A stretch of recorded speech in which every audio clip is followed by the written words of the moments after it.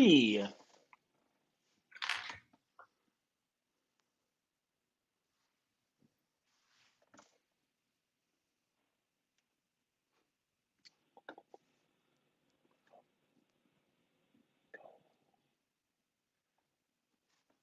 All right, so today we get to talk with Holly Johnson, how to make feeling good a priority. And Holly, I'm going to put you on the screen and put you on the spot. What is the best advice you ever got? Do what you love and the money will follow. Love that. Awesome. So how did you learn? When did you learn that? How did that show up in your life as a great piece of advice? Do what you love and the money will follow. Well, when I was, before I was starting my first business, I'm a PR and marketing specialist for the past 30 plus years. I read Stephen Covey's book, 7 Habits of Highly Effective People. And the one that stuck in my mind was do what you love and the money will follow. And I can honestly say that when I'm doing the work that I love, the money has followed. You know, it hasn't made me, you know, a gazillionaire, but it's helped me live the life that I want and to feel really good about what I do. You know, what I realized is that I was going to spend more time at work, and everybody else does too, than anything else in our lives, including sleep. And I really love to sleep. So I decided early on that I better find something to do that I really loved. And I fell into a job at Colorado Ski Country out of college, and I got to live in Denver in a city and represent the state ski industry. And that was heaven on earth for me. I actually said at one point, I can't believe people would even pay you for this. This is so much fun. So. Wow, that's great. So what if, you know, is it about like the job that you love, or is it about finding the love in the job that you do? A lot of people, I'm curious what your thoughts are on that, because I think sometimes, you know, our whole job in totality is not lovable, right? We might not dig it all. So what does that mean? Show me, just give me a little more on that topic.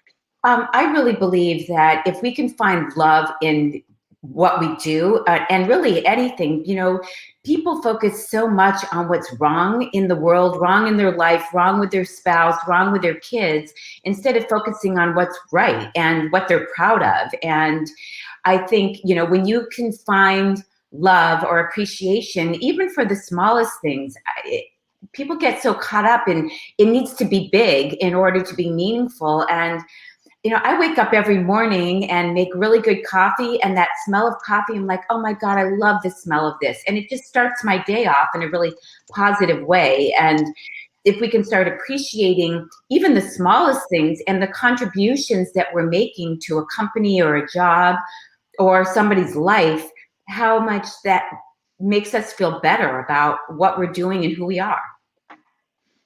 I agree. I love that mindset. I think that's super, super important. I mean, gratitude is one of the strongest things that we can use to shift our life here. But as I'm reading your book, I read some stuff that a lot of people maybe wouldn't be grateful for. First of all, let's talk about let's talk about the big one here. You're a marathoner who is at the Boston bombing. So talk to me about what was going on there, why that started out maybe as a amazingly grateful thing that was like, holy crap, and then how that shifted back to gratitude. Well, I was super fortunate. You know, this was one of the days in a runner's and a marathoner's life when I literally had my perfect storm. I had trained, my training went great. I went in feeling confident, and actually on the bus ride out, because they bus you out 26 miles from Boston to Hopkinton, and you're sitting on the bus going, this is a really long ride. Oh boy, gee, lucky me, I get to run back. And when I was sitting on the bus, I just kind of turned a little weird, and I noticed this kind of kink in my hamstring, and I'm going, no, not today. And when I started the race, it kind of was bugging me, and I finally just said, not today, leg. And I started focusing on the leg that felt good instead of the one that was bothering me. And I was super fortunate. I got through the finish line 15 minutes faster than I had expected, or kind of my age where I was expected to finish. And it was my fastest marathon in 20 years. at the age of 56. So, and you know, even if you're not a marathoner, you could probably appreciate how unbelievably awesome that felt to me. And it's very congested at the finish area because you have a lot of people, you have a lot of spectators. And I was pushed back to the buses where your food and where you get food and clothing and all that. And I was staying out by the airport. I decided to try to save some money and not stay downtown.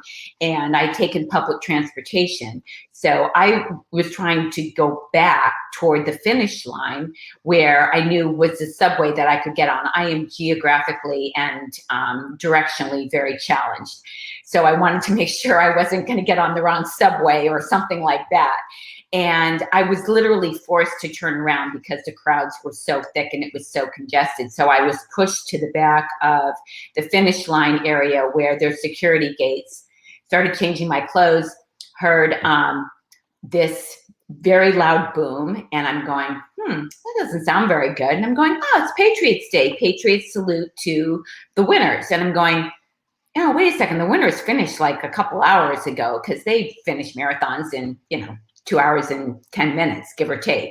And then I heard another boom, very loud one. And I'm going, really not good. I need to get out of here. And at that point, the security guard for the area said, we need everybody to pack up their stuff and get out of here and turn off your cell phones. Because what I found out is that cell phones can be a trigger. And so when I got through, I went, I looked up and there was a subway station, and I remembered that it was just the stop before the finish line. I'm like, lucky me. Okay, boom, I'm there.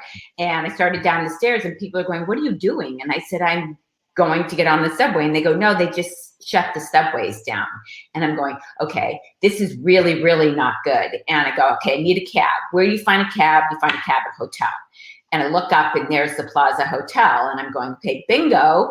And then, I just keep thinking about, I need to get out of here. And these things are actually kind of helping me, stay safe. And got in, found out that there were airport shuttles, got on that. And the people who were getting on the shuttle with me were fast finishers, and they weren't even aware that anything was going on. All they were told was not to use their cell phones. And so I explained that there was possibly trash can bombs, but we turned on the radio, and literally the world as we know it unfolded. And right behind us, as in the movies, with the speeding van leaving the city that's kind of falling apart, the barriers went up. And I was just kept going, oh my God, thank you, thank you, thank you. Texted my husband, I'm fine. I had a good race, I'm fine. And just because I wasn't supposed to be using cell phones. And, we drove literally by the finish area and just watched this absolute mayhem going on. And, you just can't believe it. I mean, I was in shock, and I just kind of kept going through the motions. And the next day, the world, I fully started experiencing what PTSD was. And, here I am going, wow, I had this most amazing marathon, and I felt guilty for even thinking about appreciating it when people's legs and arms were blown off. And, so I just kind of got consumed with all of this sadness, and had to really try to find my way out of that. And it was very challenging because, as I said in the book, when I got home, my husband was not very emotionally available. And I was basically just kind of dismissed, like, no big deal when I got home. There was no, wow, I'm really glad you're alive. I'm really glad you're safe. He just wanted life to be normal. And, we're all individuals, and we have to accept everybody's different way of doing something. I just needed some kind of love and reassurance, and he needed everything to be the same. And it was the beginning of the end of our marriage. So that was a really, really tough time for me. Wow. Yeah, I can only imagine when what we need and what we're getting is completely the opposite.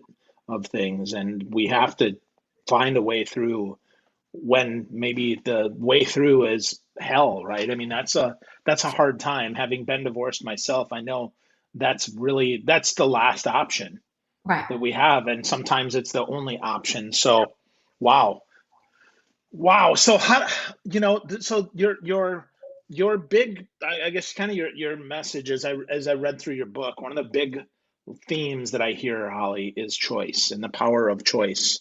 And you talk a lot about choice. And one of the choices that you talk about is making feeling good a priority. Obviously, it's the title of your book, but it's also something that I know I struggle with sometimes. How do we do that when we're so darn busy, when we have so much going on in our life, when maybe the external people that we love the most are not available for us and don't give us what we think we need? How do we do that? Can you give me some examples, maybe when you have, or some insight into how one of us might be able to make that happen? Well, I think the most important thing is that you make a conscious decision that you want to feel good. And when you make that decision, then you go, what does that look like? And a lot, again, people tend to think that it has to be something really big. Um, the easiest and best way is before you get out of bed in the morning or when you're brushing your teeth, go, how can I make this day the best day? Like, you look at, you talk about being so overwhelmed with your to-do list. Well, to-do lists by their nature, I mean, to do, it's like your parents telling you you have to do something. I mean, what makes that kind of fun and enjoyable and feel good? I call mine my amazing day includes, or wouldn't it be nice if, I nailed that interview. I got that speaking booking that I've been working on. When you have, so take your to-do list and put adjectives in there that make it a positive. Like, instead of, okay, I have to go for a run. Well, I'm going to go for my, wouldn't it be nice if, or my amazing day includes an energizing run in the morning. And then all of a sudden you're adding energy and some kind of positive mindset to go into it, instead of just, I have to do this, this, and this, and this. And so that is one of the techniques. And I wish I was smart enough to come up with it. I actually stole it from Vishen Lakhiani with Mind Valley, who is definitely one of my mentors, even though I haven't met him. But he has been very helpful to me in kind of this path and finding, for lack of a better word, my calling to take my own inherent desire and belief ever since I was a little girl that I just really wanted to be happy. And as I say in my book, sometimes it's taken me to far ends of the earth to try to seek that out. I mean, I the first to admit that I have used titles and running and other things, but the most important thing is what resonates with you and each person. What makes me feel good, not what your spouse wants you to feel good like. And I always say, with the caveat, before drugs and alcohol.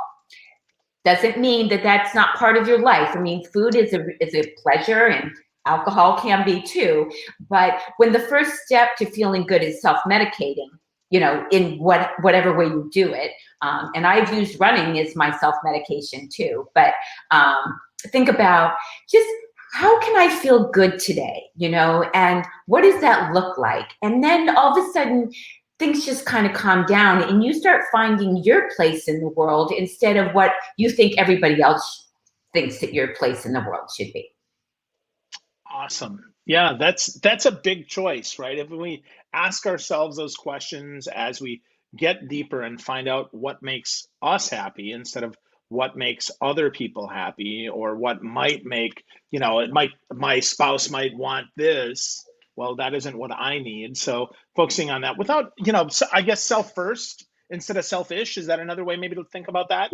Exactly. And people feel really guilty, like, whoa, I'm so, I can't put myself first, and your spouse doesn't think you should put yourself first. And yet when you think about, okay, when you have a good day, aren't you a better spouse, worker, colleague, parent? I said, and a lot of what I really try to instill in people in the book is this is about your choice and thinking about people who feel good don't storm the Capitol. They don't open fire in a grocery store on people, and if we could all just have a little bit more feel good about ourselves, it's a trickle down effect. And it's really just, if you just, in the simplest form, go, I'm going to spend 5 minutes before I get out of bed. And instead of rolling over and hitting the snooze button, which never works at all, because all of a sudden, then you wake up and you're like, I'm running really late. And then all of a sudden you just see the day going like this. And then your kids are late, and, you just, the whole thing. And so the law of attraction works for you and against you, depending upon the energy that you're doing. And, some people go, oh, that's a lot of little woohoo stuff. But I can honestly say, when I go, whoa, not liking how I feel right now, what can I do to feel better? And it doesn't mean that you're never going to have bad moments, but bad moments are way better than bad days. And bad days just become bad weeks, and then bad months, which turn into bad marriages, or whatever. It's the snowball effect, and so you can make that snowball into a snowman that's really happy, or you can make that snowball and turn it into an avalanche. It's really your choice. Yeah. Wow. I dig that. You said you got a lot of stuff here that I kind of took some notes on here, right? We think about our get to do list, including my amazing day includes, how do we make me feel good? Being self first isn't selfish. And I love your point about feeling good has a trickle down effect. It's almost like, the better, it doesn't work in economics, but it absolutely works with other people, right? If I'm good, that helps other people, right? My energy infects and infuses and helps other people. And even if I have a bad moment, I love how you said this, right? Bad moments are way better than bad days or bad marriages, which is really funny, right? I mean, but that's so true. It's so true, right? Because this can suck, like right now can suck, and that's okay, right? But I have to get my head out of my ass, and I have to recognize that it doesn't have to be this bad forever, and I can choose how I give this energy. So I dig that. I think that's so important. But how do we do that when we have a date with an umbrella? You have to share that story. That's the funniest story in your book that I love, right? Tell me about your date with an umbrella, Holly. Well, I love to travel, and I'm typically on a plane, once every month or 6 weeks. Well, COVID came along, and that took that away, and I was starting to get really frustrated, and I really said, "Oh God, I just want to get out of here." And I said, "Well, you can't get on a plane, so stop focusing on what you can't do and focus on what you can do." And that is a big part of my book of the kind of two worlds that COVID created, or people fell into. Either the I can'ts, and they use everything that's wrong in their life or wrong in the world as an excuse for not taking care of themselves or feeling good, or the how can I's, which say, okay, I can't do that, but I can do this. So I can't go to the gym, so I'm going to order home exercise equipment. I mean, it went off the charts. Bikes went off the charts. And so I went, okay, you live in Florida, and you've always said that, where you wanted to explore more of it, and you've been wanting to go to St. Augustine, this beautiful, historic, very romantic city. And, I was going, well, when I get the boyfriend, we'll go there. And I'm going, well, who knows when boyfriend's going to show up? And I said, so what are you waiting for? Go on a date with yourself. And it was the first weekend when they just started opening up hotels. And so I said, I was on a very limited budget at that point, but I said, life is short. And I kind of have a guilty thing of doing that. It's like, when you're struggling with money, go spend some, and then, live the life that you want now, because you may not have it tomorrow. And so I said, if I can find a hotel on the beach, for under $150 a night, then I'll go. And I did. And so I packed up. I literally packed my bag like I was going on a date, and cute little sundresses, bikini bathing suits, little Tervis mugs for gin and tonics that I could do on the beach. And also being on the beach meant that I didn't have to drive. And I put my bike on my car because A1A has a really big bike lane. And I thought, go ride along the coast. And so literally over the weekend, I watched sunsets and drank gin and tonics and slept in. And then on my last day there, it was kind of cloudy, and I went for a bike ride in the morning, and I came back and it was just overcast, not, anything compelling to go down to the beach. So I took a shower and I still put on a cute little sundress because I said, if you were date, what would you be doing? And you would probably like go out to brunch or lunch or something like that. And then I had a nice lunch, and then the sun came out, and I'm going, well, I'm kind of showered. Do I really want to go on the beach and get sandy? And I'm going, if you were on a date, what would you do? And I said, well, no question. You put on the bathing suit and you go. It's just, take a shower or not. Who cares? So I went down and I'm sitting there, and it was kind of windy. And the next thing I know, there's an umbrella like a rocket coming to the side of my head. And I put my hand up, and there was blood on it. Of course, I'm freaking out. And the group of whose umbrella it was, it wasn't anybody's fault. It was just a weird freak of nature accident. Came, flying over to me with, a cooler and ice. And she was an esthetician. So she said, I don't freak out about your head. You just have, your veins are really close there. So it looks like it's worse than it is, but you have a little bit of a gash, but nothing big. And, but you're probably going to have a really big shiner. And, and they were very concerned about me. Was I okay? And, I said, one of my things is to do something different every day. And so this was real different. They all started laughing, and they're like, oh my God, how can you're like have so good natured about this? And I said, life happens.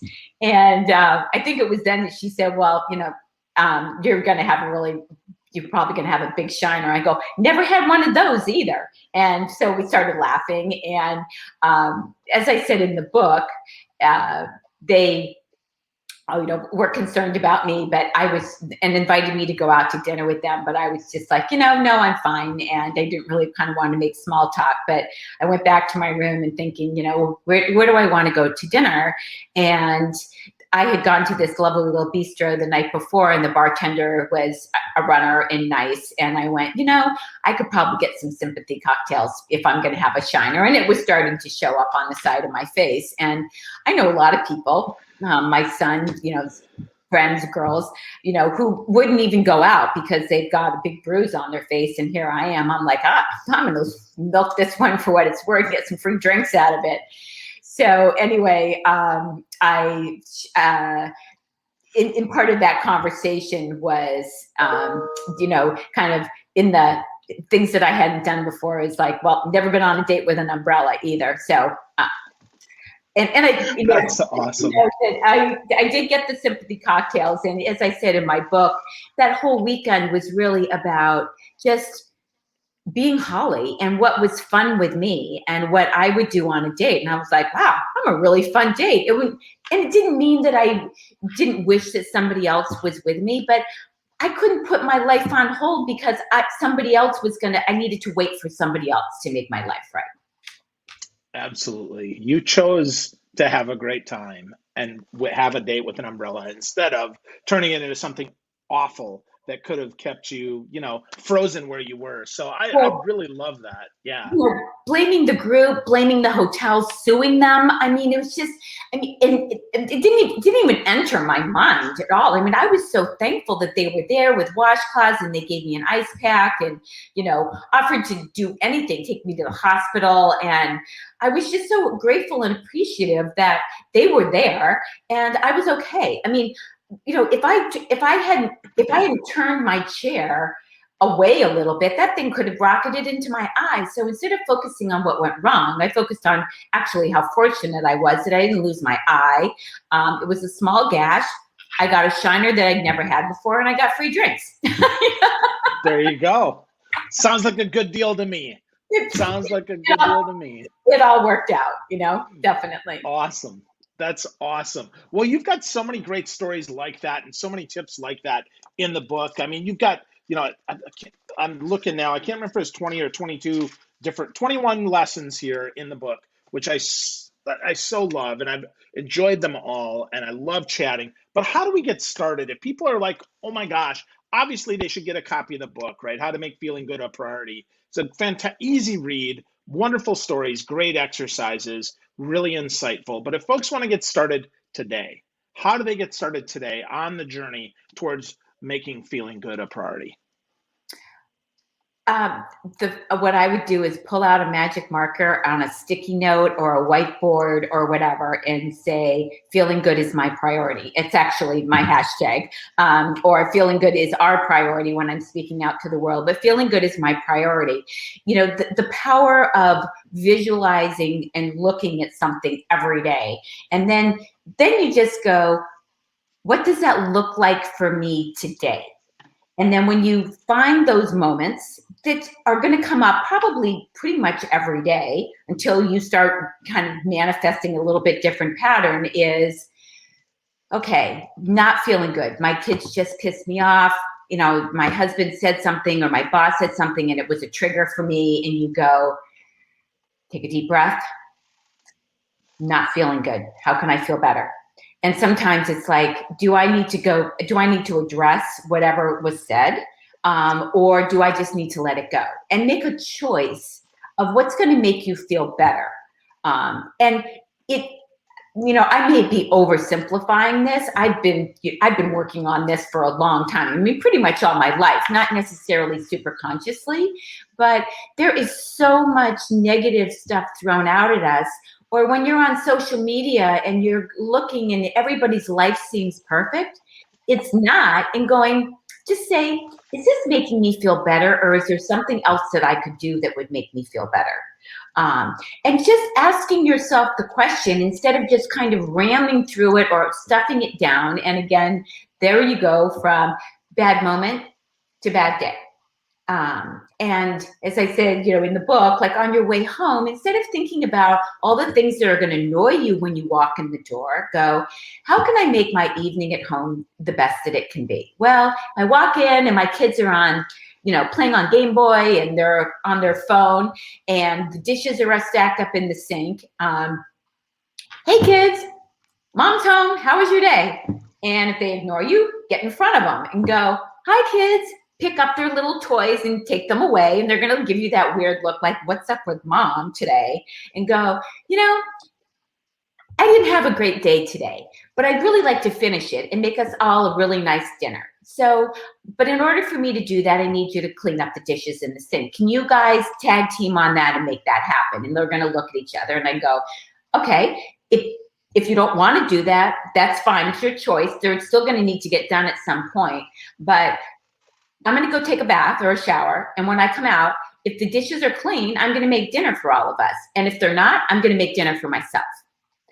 And people may go, wow, that's really selfish. That ain't going to fly with my husband. And just say, well, you know what, hubby? You want the nice dinner too? Get the dishes clean in the sink or have the kids help you. And then we can all enjoy this together. But right now, looking at those dishes in the sink isn't making me feel good. And I'm all about feeling good right now because I did not have a very good day.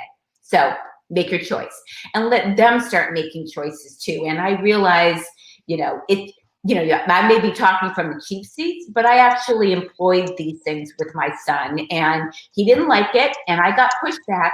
But when I stood my ground, and sometimes I still did what I was going to do, but I just didn't do it for him. Then he started coming around and he knew that when I asked him to do something that I was serious about it. And that makes everybody feel better. He started feeling better too. And I said to him, on numerous occasions when I had to kind of sit down and do the parent thing, I go, I love being your friend, but you have plenty of friends and you only have 2 parents. And we know your dad's not going to have this conversation, so I am. And at some point you'll understand it and appreciate it. But right now you need a parent, whether you like it or not. and just acknowledging the fact that everybody was uncomfortable. We would love to be best friends with our kids, but they really need a parent more than anything else. Awesome. I did that. Holly, thank you so much for spending some time today. The book is fantastic. How to Make Feeling Good a Priority. It's on Amazon, Barnes and Noble. I appreciate every lesson that you shared and all the time you shared today. This was really fun. Thank you so much, my friend. Well, I really appreciate the opportunity to be on your show. And if one person starts feeling better today because of my book or this interview or your desire to bring me out, then, my day's just gotten a whole lot better for sure. Awesome. Well, thank you, Holly. Folks, get a copy of Holly's book. Spend some time with yourself. Make some good choices. Make feeling good a priority for you. Thanks for tuning in. Thanks for spending some time. Make it a great day. Thanks.